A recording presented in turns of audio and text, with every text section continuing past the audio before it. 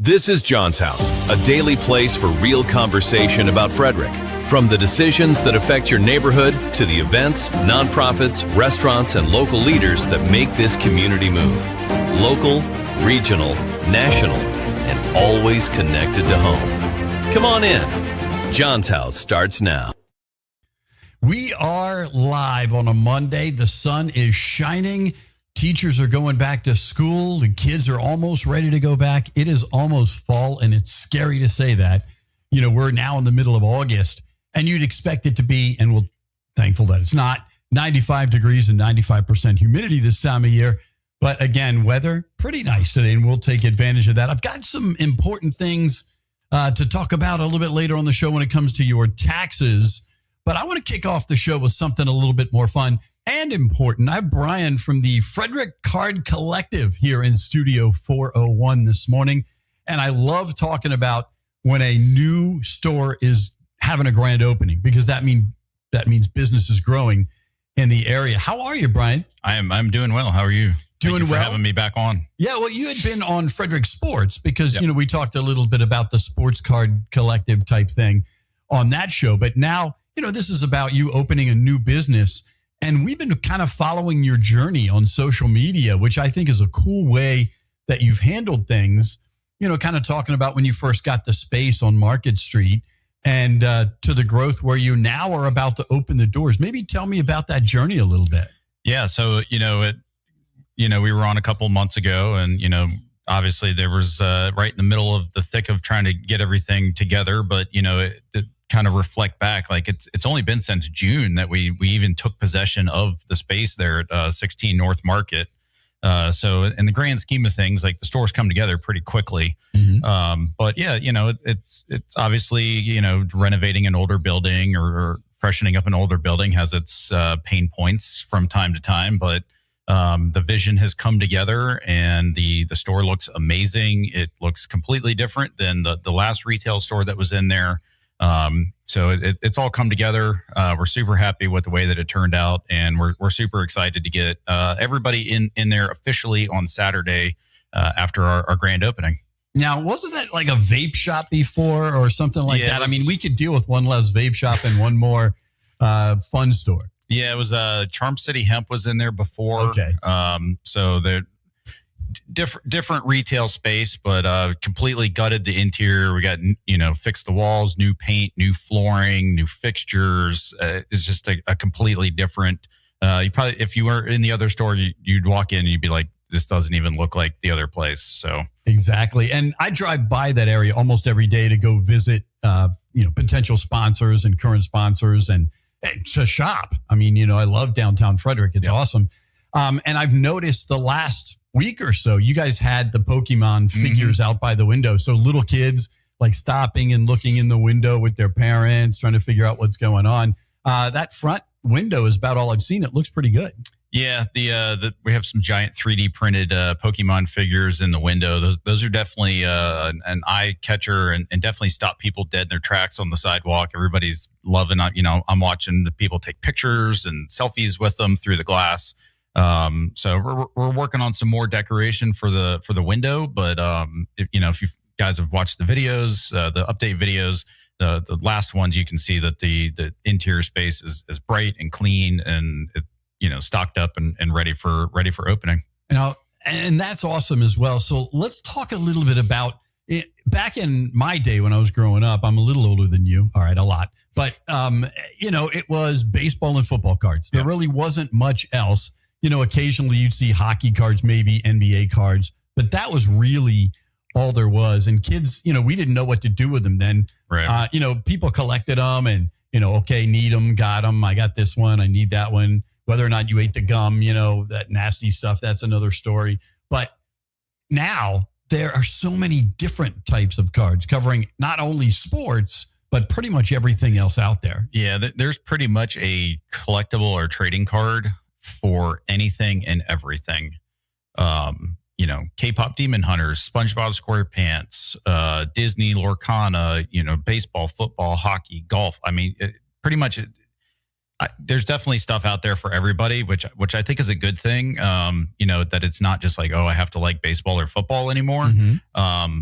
There's been the expansion of, the Pokemon and Magic the Gathering and all of the actual, the games that you can actually play with Pokemon cards that would, a lot of people don't realize that there are games, there are purposes outside of just collecting for these cards.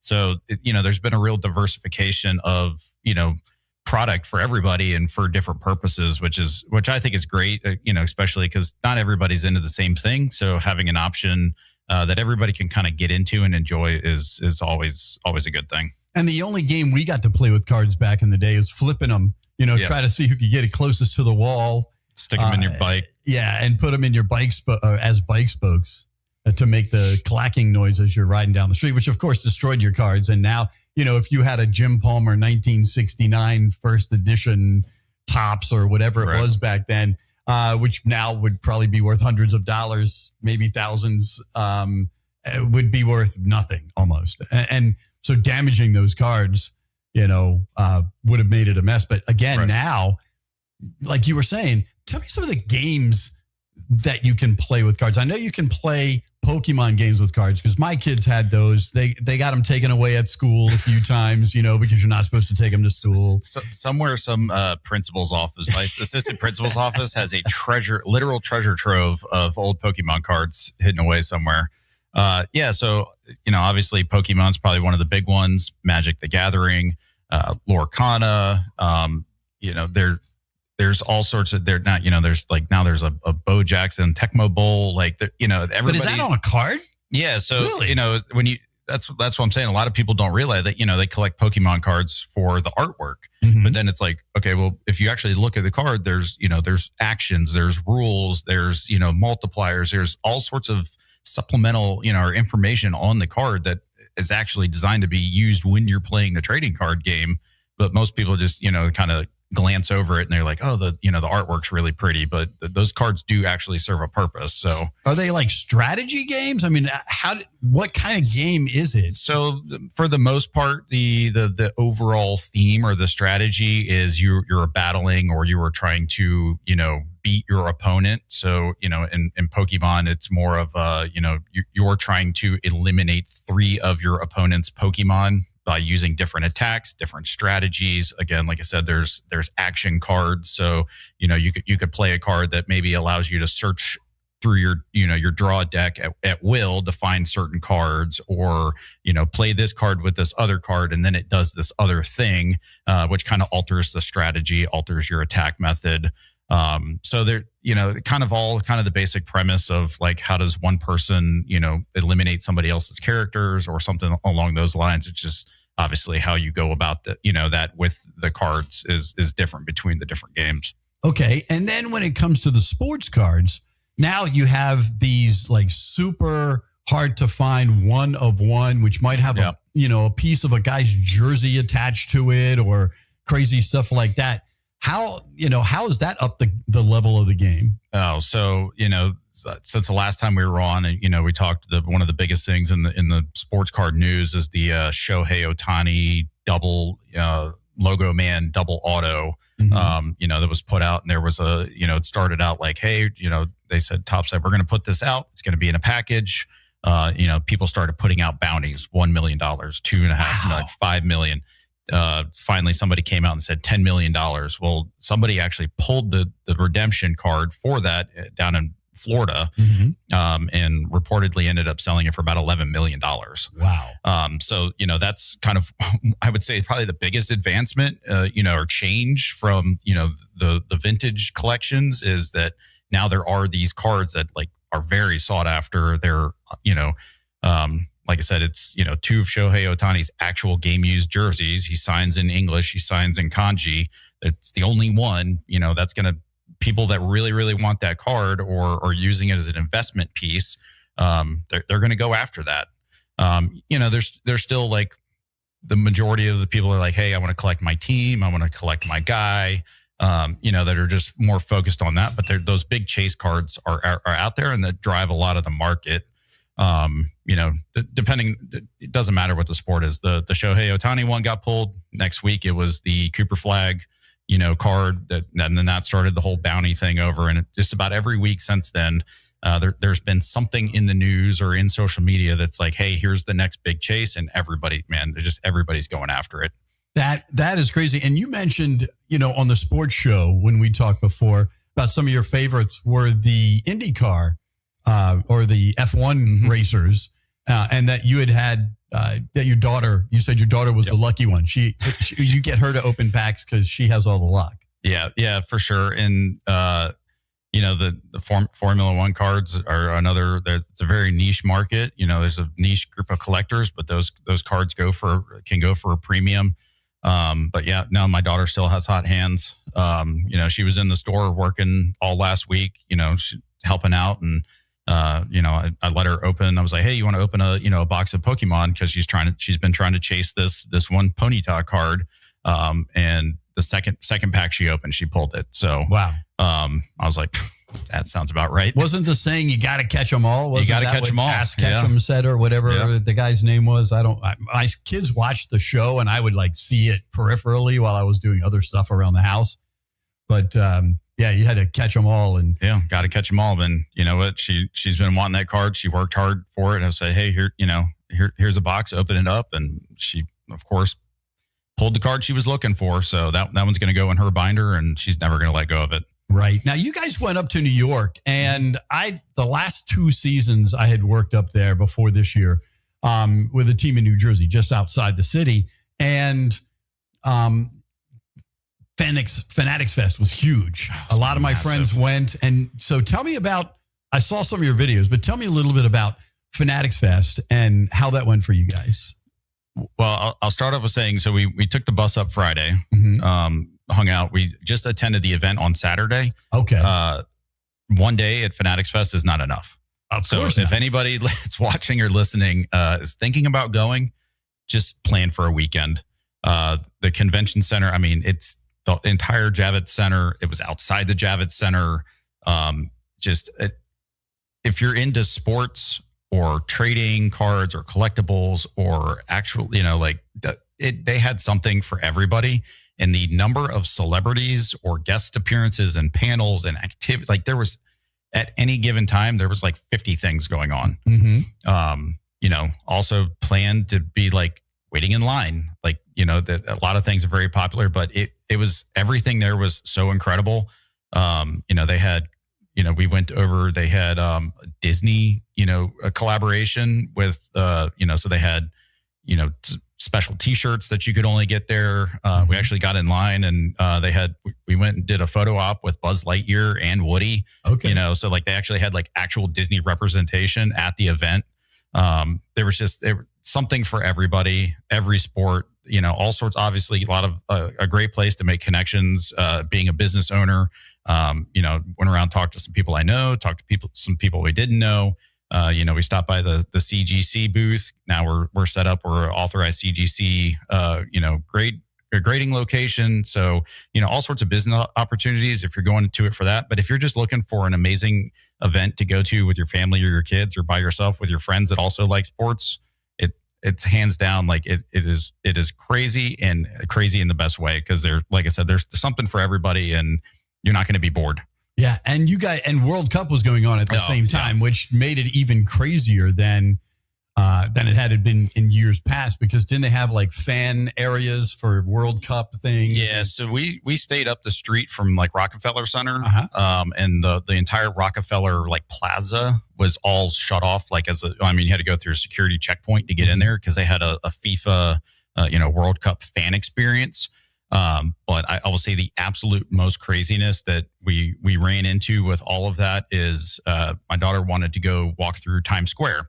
Right. And we turned the corner. half of Argentina had to have been in Times Square. Wow. And it was just, they were out there chanting and the flags and, this was before the game. But it was just like, it was wild to see that, like, just that many people in white and blue in the same block. But yeah, Fanatics Fest on top of the World Cup, like New York, there was just, obviously it's New York, there's people everywhere, but the amount of like just sports related stuff going on was kind of amazing. And I had a couple of friends who were there. They're into wrestlers also. So they had a ton of WWE wrestlers there. A bunch, yeah. And they were getting signed things. Are there WWE cards? There are. There's WWE, AEW, there's UFC, there's boxing. I mean, so all sorts of, fighting, wrestling genres also in trading cards. Yeah. Wow. So again, it's very cool what you're doing downtown, opening a new shop. Again, give us a website where people can find out more about you. So the website is www.frederickcardcollective.com. It's more of a landing page, just kind of showing you, some of the stuff that we carry in store. There's no online retail. We want you guys to come visit the store and, come in and meet and hang out and be a space that, you can bring your family to and meet other collectors and, just kind of bring that aspect to downtown. We also have Instagram, Facebook, TikTok, where we post a lot of, we've been posting the update videos. We'll continue to be posting content there and also, upcoming events. We'll be participating in First Saturdays in the Streets is coming up downtown Frederick. So we'll have a booth directly in front of the store for that. We'll be doing, giveaways and all sorts of fun activities for that. So that's kind of the best place is, social media. And then obviously we'd rather prefer you to see you in the store so we can meet everybody face to face. Absolutely. And the big grand opening is officially on Saturday at what time? So we're doing a kind of a split opening. Ribbon cutting with the Chamber of Commerce will be Friday at 1 p.m. So we'll have the giant scissors and the ribbon and all that out there with the Chamber. And then the official grand opening will be Saturday at 11 a.m. And then after that, we will be open for regularly posted hours. Awesome. All right, my friend. Well, I'm going to let you get to it because I know you still have a lot of work to do at the store. Couple things to finish up this week. Still waiting on some deliveries. So couple little minor things to finish up, but we'll be ready to go by Saturday. That sounds great. We will definitely, I'll make sure I stop by over there. Maybe we'll do a little break with you guys live from the ribbon cutting on Friday. I think that would be kind of cool. No, come on by whenever. All right, Bryan, I appreciate you coming by. Now you've been on both shows and on Danny's show. That is awesome. That's the way it should be. That's right. You got the trifecta down. Enjoy yourself. And it's cool that you're starting a business with your family too. That's another cool thing about this whole thing. So, all right, my friend, I'm going to let you do it. And thank you again for stopping by Studio 401. We're going to take a short break, and I'm going to talk about some depressing stuff. Sorry. After we get back, I'm John Hunt, and this is John's House. Sponsored by Atlas Wood Floors. Serving the area for more than 34 years. Wood floors, luxury vinyl plank. Anything that you put on your floor, they can handle it. Check out their Google reviews and give them a call today. 301-948-9663. That's 301-948. Wood. Be sure to ask for Jeff Koger or go to atlaswoodfloors.net. Frederick, if you're craving real Chicago-style flavor, Rosati's is bringing it. From their cheesy, loaded deep dish pizza to crispy tavern-style thin crust, every bite is packed with that classic Rosati's taste. And don't sleep on the steak and cheese sub. Hot, hearty, and seriously satisfying. Rosati's has been serving family recipes since 1964, and now you can get it right here in Frederick.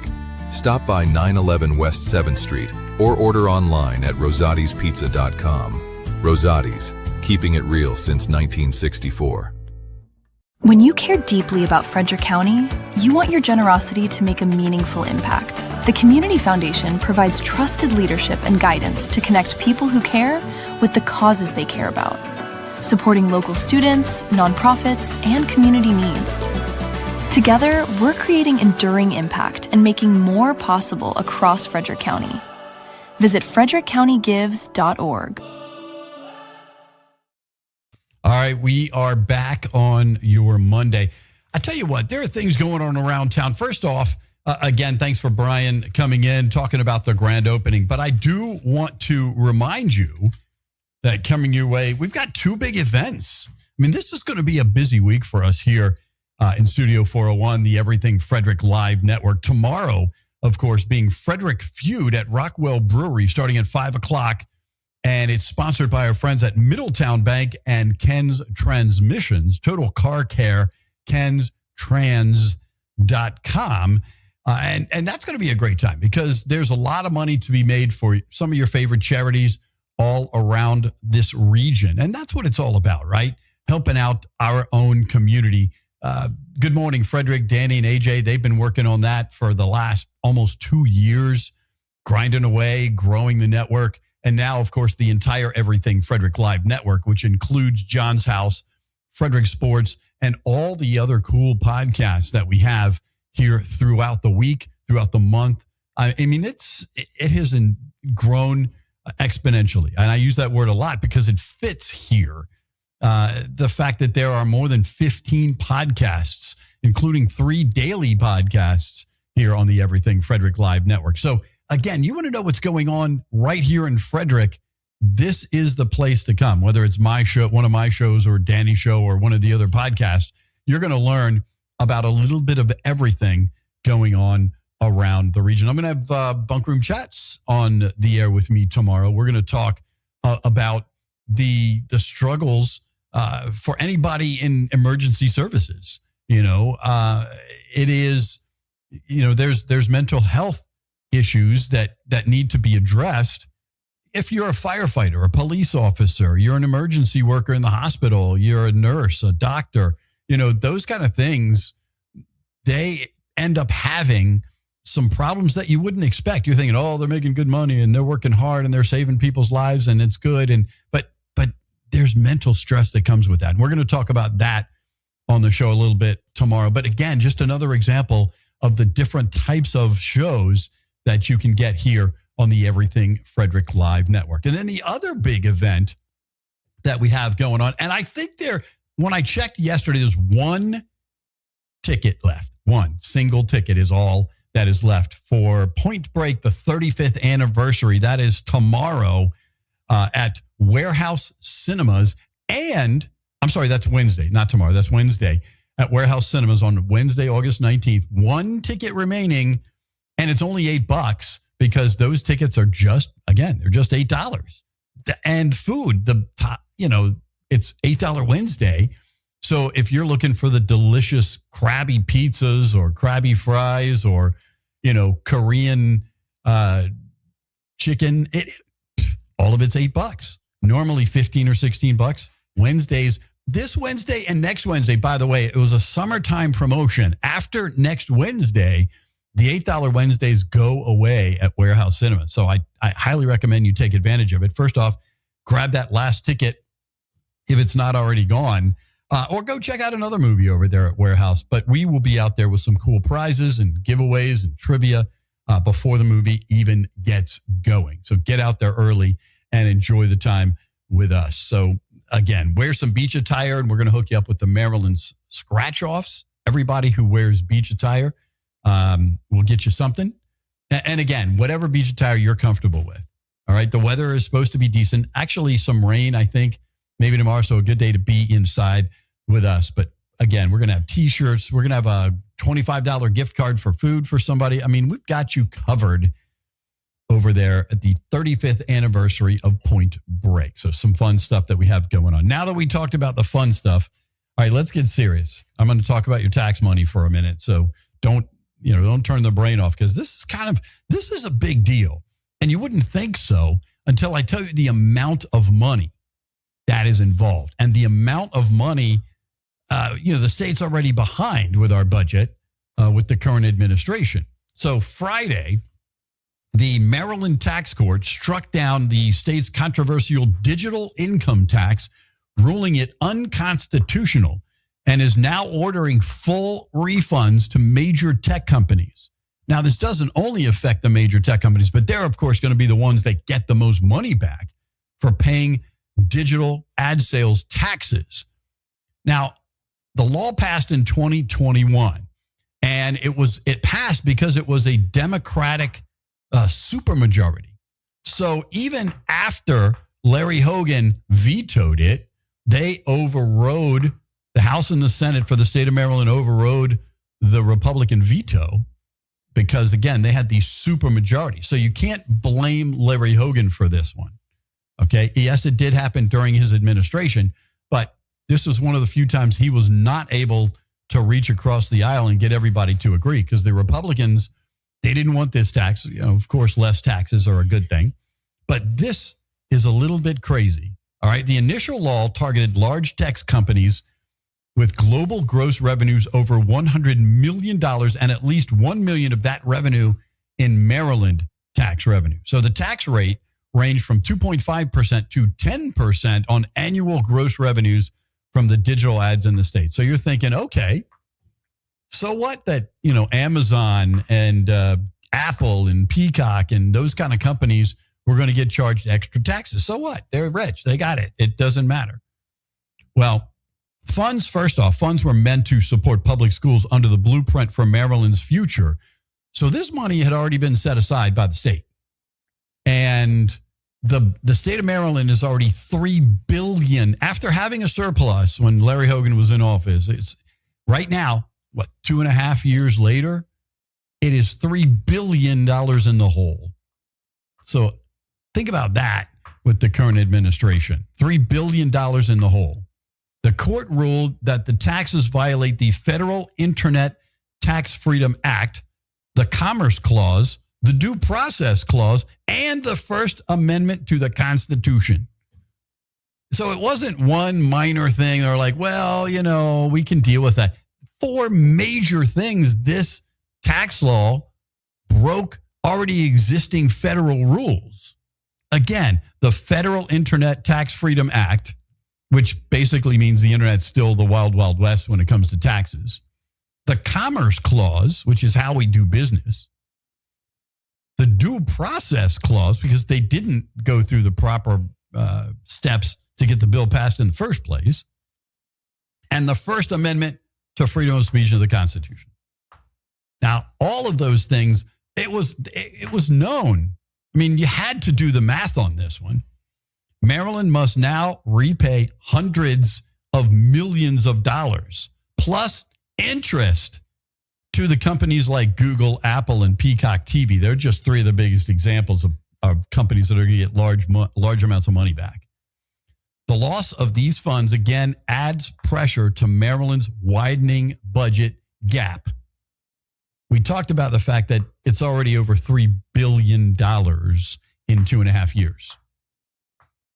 Over $535 million was collected through July. Now, my understanding, it was not spent pending the outcome of this case, but it was money the state was counting on when it planned its future budgets. And now that money's not going to be there. And again, there's already a gap of over $3 billion. And that's not counting this. So it's the gap is going to get worse over the next 2 years. Pretty crazy. Unless there's some major budget changes. Next up for the tax court, it might get worse, by the way. Next up for the tax court is the 3% IT and data service sales and use tax, which was implemented in 2025 and designed, written, and supported by the current governor. So the service sales and use tax, it's on specific data processing, web hosting, and software services. So that might get overturned as well. Another 3% of all that money may be going back to people. The court also wrote this tax was unfair as there is no statewide tax. And think about this. We do advertising like terrestrial radio, like television, like newspapers, like billboards. We do that kind of advertising here at a much more cost-effective price and a much more cost-effective way of doing business, and many, many more, if we've talked about, many, many more likes and watches and views of our content. But there are no statewide taxes on ad services that are not digital, such as those involving billboards, magazines, newspapers, direct mail, and radio and television. So why would you tax people who do advertising on internet? And why would they be the first that you tax? Again, that was another thing that was found unfair by the Maryland Tax Court when they overturned this tax money. This was set up initially by Senate President, a Democrat, Bill Ferguson from Baltimore. He sponsored the bill. Hogan vetoed it. And then again, the supermajority overrode the veto because, again, the supermajority were Democrats while Larry Hogan was in office. And I've talked about this on the show before. Most of the time, Larry Hogan was able to get both sides of the aisle to agree, except on things like this and things that were far left and other tax issues, which is why as soon as the current governor got into office, we slid right into a huge deficit. And that's where we are now. It's pretty crazy. The deficit in 2.5 years is over $3 billion. And now it's going to get worse. So there you have it. I wanted to give you that update as it just happened on Friday afternoon, the state overturning that tax. Things going on more right here in the city of Frederick. And again, that affects the city of Frederick. So we talk about things in Frederick and things that affect us here in the city of Frederick and Frederick County. Now, if you are interested in the growth in the region, there's a planning commission workshop today from 2 until 6 at the City Hall boardroom, or you can watch it. I don't know if this is old cable or what the deal is on Channel 99, or you can go over to 101 North Court Street, watch it live, or you can go to the cityoffrederickmd.com/calendar, and there's a place you can click to watch it live as well. So from 2 till 6, if you're worried or interested in what's going on with the growth in our county, the Planning Commission workshop is from 2 until 6 at the City Hall boardroom today. Also today, the City of Frederick Public Works Department will be conducting repairs to the drive-through areas inside the Carroll Creek Garage. It started this morning, and it will be going, the repair work will be going on throughout the day. Now, while they're working on this, the exit and entrance lanes on the Patrick Street side will be closed. However, the garage will remain open, but you have to enter and exit on the Carroll Creek Way area only. Carroll Creek Way area only. Plan accordingly and watch for signs in the area, especially if you're visiting, working, or shopping in downtown Frederick. Or you're going over to get some lunch or whatever. Again, be careful in that area. And one more subject that I wanted to throw out there because it seems to it's bubbling back to the top of our news. And again, this is nationwide, statewide, and right here in our own county. Now, I wanted to bring some numbers out to you just for you to think about.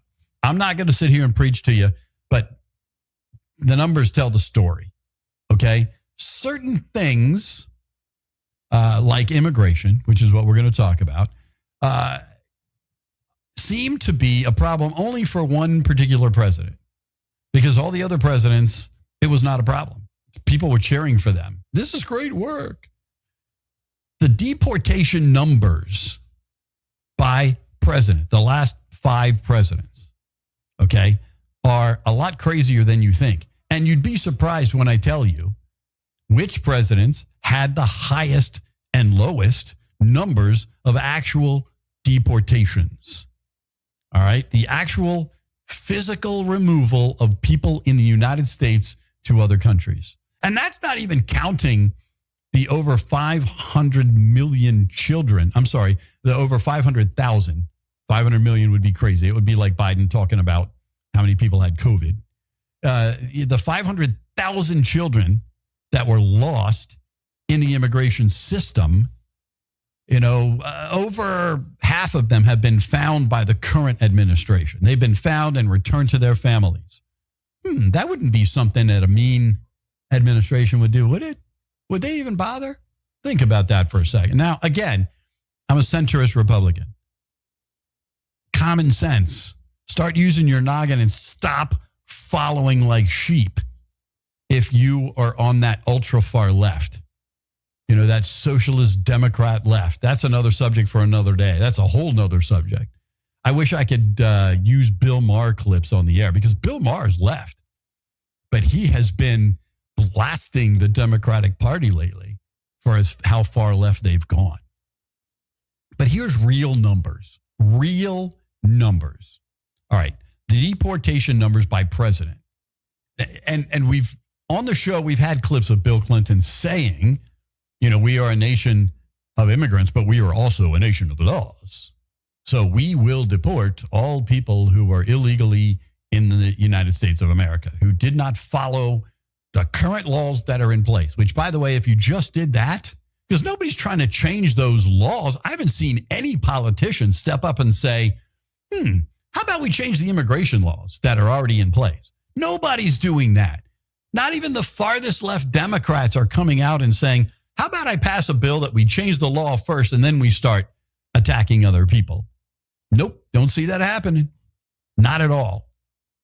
So Democrats and Republicans alike that are watching the show, again, take these numbers because the numbers tell the entire tale. Bill Clinton deported over 12.5 million people back to their countries. 12.5 million. Okay?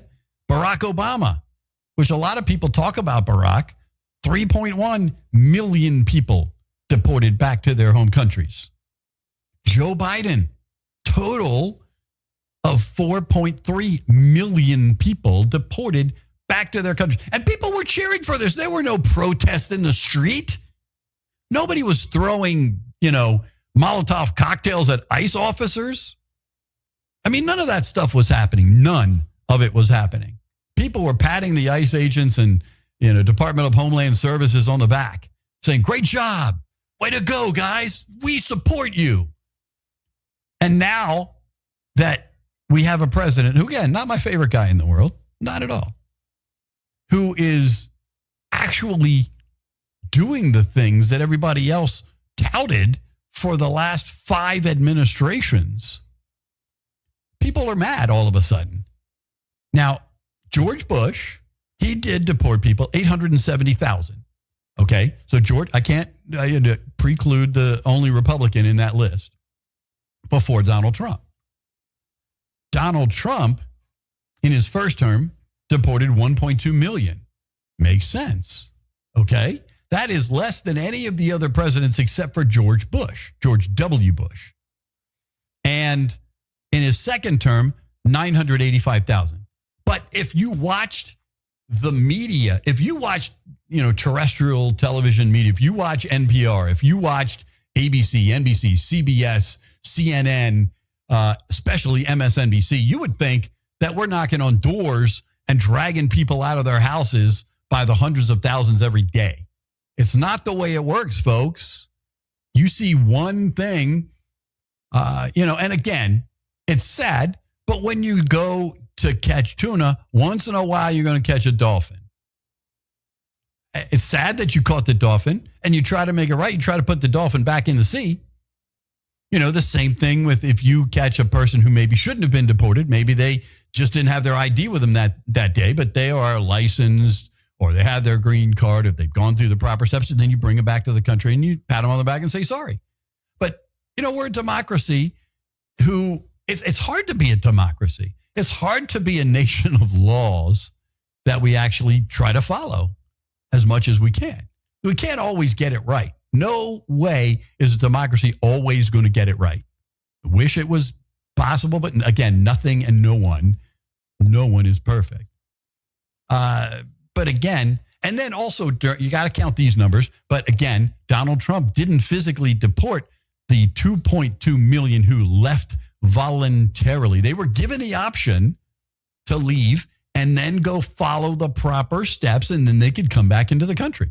So 2.2 million people chose on their own. They were not forced out. They were not threatened. Well, sort of. I guess you could say they were threatened a little bit, that if you don't follow the rules and we catch you, we're going to deport you. Duh. I mean, really, it's that simple. Follow the law. Okay? I hear And I'm not as much into it, and I'd love to learn more, and I'll be watching the town hall that's coming up. But, when Danny and AJ are talking about the flock cameras, people say all the time, well, if you didn't do anything wrong, it wouldn't matter. You got nothing to hide. That's the same thing for immigrants. Think about that. If they didn't have anything to hide, they wouldn't be afraid of ICE, would they? Ding. Think about it. You can't talk out of both sides of your mouth, no matter which party you're in, if you're a Republican or a Democrat. It doesn't work like that. That's not how our Constitution works. That's how common sense works. Forget the Constitution. That's common sense. Okay? Again, during the Trump administration, 1.2 million first term, 985,000 so far in the second term through the end of the month of July, and self-deported and are going to go back and follow the right process, 2.2 million left voluntarily so that they could become American citizens. Again, we are a nation of immigrants, all of us. Not one of us, unless you're a Native American, is literally a full-fledged 100% every generation, unless you were born and raised here from, the days of the Native Americans. We all came from somewhere else in our past. All of us came from somewhere else. Whether we came from England or whether we came from, Japan or whether we came from Africa or whether we came from Russia or, anywhere in the world, anywhere else in the world. We are all immigrants, whether it's first generation, second generation, third generation. We all came from somewhere. And our parents did what the laws were at that time and became citizens. And anyone who wants to become a citizen and follow the process and work and get a job and at least know enough English to communicate,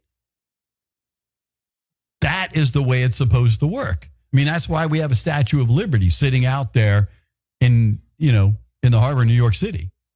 That's what that's for. We welcome people who want to become American citizens, and we should, as long as they follow the necessary laws it takes to become an American citizen. Simple, right?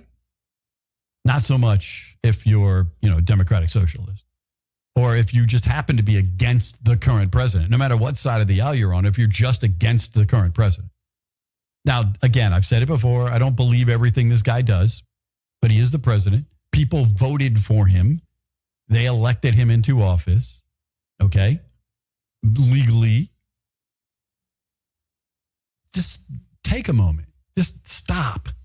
Just stop and think about where we are and how we got here as a nation and how over the last 5 administrations, things have changed so drastically.